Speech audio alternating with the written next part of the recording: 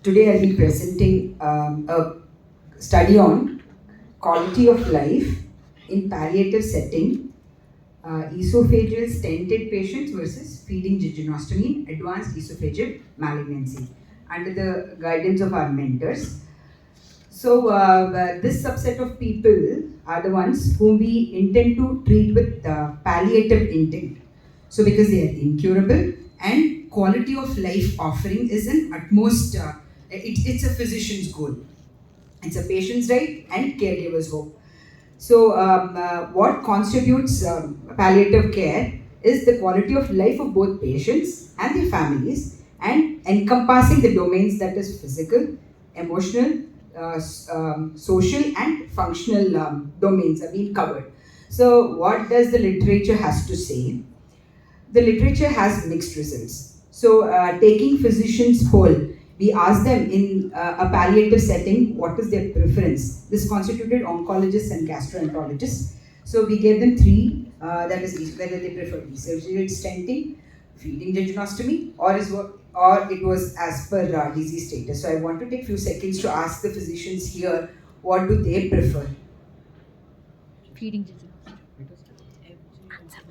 For esophageal stenting, as per disease status, FJ. feeding Feeding jejunostomy. So, to our surprise, also nobody actually said feeding jejunostomy. So, making it more curious, we wanted to know what patients and their family experience has to say. So, we conducted a prospective observational study which lasted for a year from June 2023 to 2024. We used the standardized validated questionnaire by EORTC. We used two questionnaires. One was site specific C30 and symptom specific OES 18. And for the caregivers, we gave them Megwell quality of life questionnaire. And this had 48 questions, and it had questions which constituted these domains and GI specific. So these questionnaire was given to them after 1 month of their intervention and was asked to answer. It was one-to-one interviewer plus telephonic conversation. So these are the results. When it comes to pain, so I have coded using red and shades of yellow for alarming and good for green and shades of. So coming to pain in the stented, we can very well see the representation of the graph. It's quite a bit to very much post-intervention compared to FJ. And this was seen in their increase in the pain clinic visits. Interference or limiting their daily activity was more seen in the stented group. Coming to sense of depression, most of them said quite a bit to very much compared to FJ, where they were not at all little to quite some. Enjoying meal, yes, as expected, stented patients could enjoy a meal quite a bit to very much compared to the FJ group. Interference with the family life, it interfered a lot with the stented patient's family life. So, what was their response to overall quality of life? It was scaled from 1 to 7. 1 was very poor, 7 was excellent. So, on statistical analysis, we got to know that the FJ patients had a better quality of life compared to the stented group. So, going by the segments, uh, the stented patients could eat their meal, they could enjoy, they could taste. Still, they had pain which interfered their daily activities. They had GI specific symptoms like bile reflux, they had vomiting, choking, which was not there in the FJ group. Though FJ group could not eat or eat in front, they had trouble eating in front of others. They did not experience debilitating pain like stented and did not mask the other domains like stented group. And overall health and quality of life, the FJ group said they had better than stented group. So with the caregivers response, the median quality of life was comparable. In the descriptive questionnaire, we had some questions with regard to tube. So FJ group, they said overall it was not bothersome. They needed some dressing. Initially, they were dependent on their caregivers for feeding, but they later became self-sufficient. They had hospital visits for dressing. Stent people had a lot of pain, then the caregivers had to constantly support them emotionally. They had to take them to hospitals for analgesic. Coming to financial burden, it was same for both.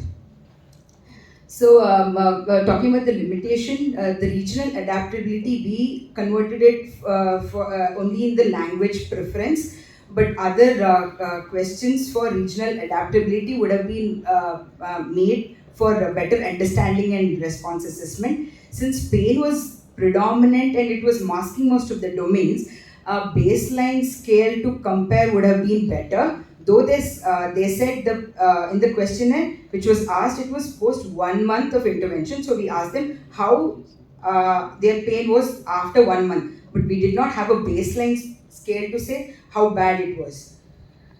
So clinical utility with this.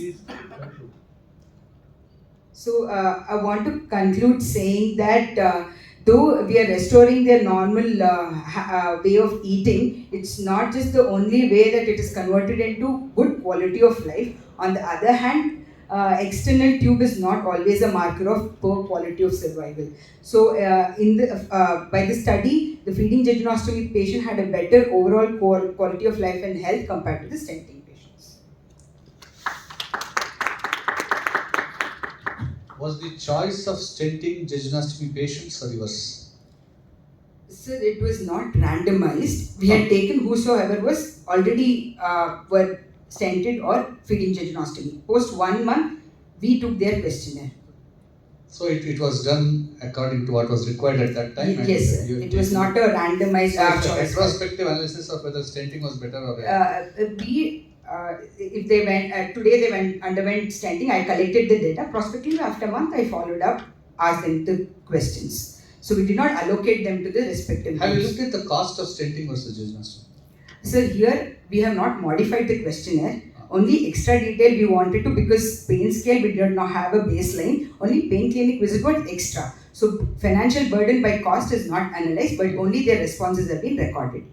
So since it is not prospective, or since the patient or the disease did not determine what is going to happen, so comparison would not be all that effective is what I feel.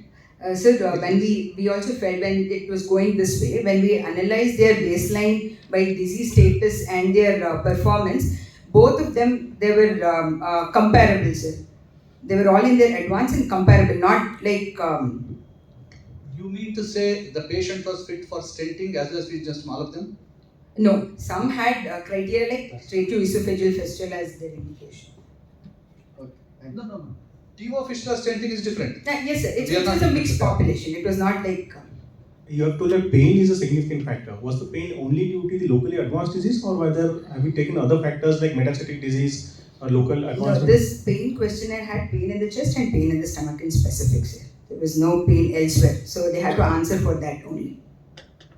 So how did you determine it? Like, was it due to stenting or post other disease progression?